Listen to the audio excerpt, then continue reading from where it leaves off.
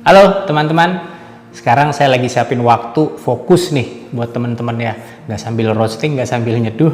Jadi teman-teman ya, saya lihat kemarin tuh hasil dari polling kemarin, dan ternyata masih banyak yang di fase perencanaan dan juga yang belum stabil. Dan jujur itu normal banget, karena saya juga dulu gitu, saya planning lama, pakai banget. Dan saya bilang ke diri saya, nanti kalau konsepnya udah siap, nanti kalau modalnya udah ada, nanti kalau semuanya udah bener-bener ready dan siap. Tapi ternyata itu bukan kurang siap. Saya cuma takut gagal, takut rugi, takut buka, terus sepi. Dan itu manusiawi gitu. Tapi saya mau share satu hal yang buat saya sadar waktu itu. Jadi planning itu bagus, tapi kalau kelamaan planning bisa jadi tempat sembunyi. Kita tuh masih ngerasa produktif, padahal sebenarnya kita lagi menunda keputusan. Dan biasanya kita lama di planning itu bukan karena kurang ilmu, bukan.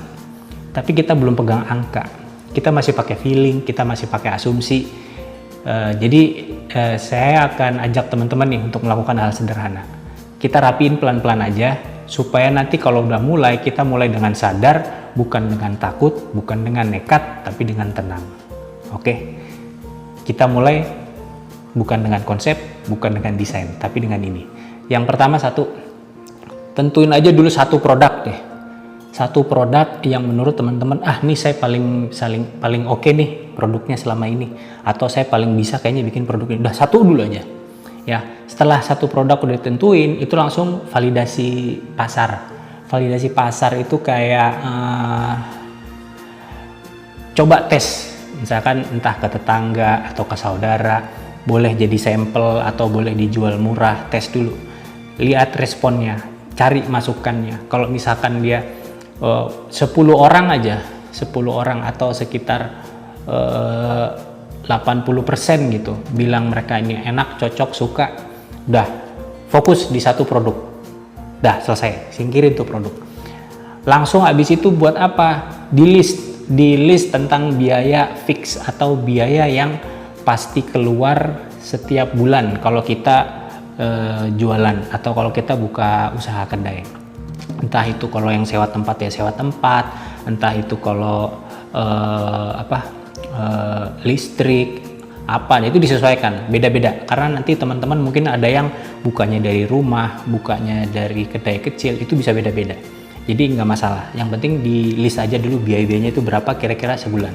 Kalau udah sebulan itu langsung di kira-kirakan, berarti nanti kita untuk 3 bulan pahit-pahitnya kita harus jualan berapa cup nih buat nutup tiap bulan tadi, gitu, nutup biaya itu tadi. Nah itu caranya ya tadi, dengan biaya fix itu tadi kita breakdown, kita bagi dengan jumlah cup. Nah jumlah cupnya ini dari mana? Dari harga jual. Jadi harga jual cup mau dijual berapa nih? 18.000, 15.000, terserah teman-teman. Nah itu teman-teman bikin rapih tuh di Excel atau di mana gitu kan. Udah bikin tuh 3 bulan. Oh dalam 3 bulan kayaknya biaya saya segini, per bulannya biayanya segini.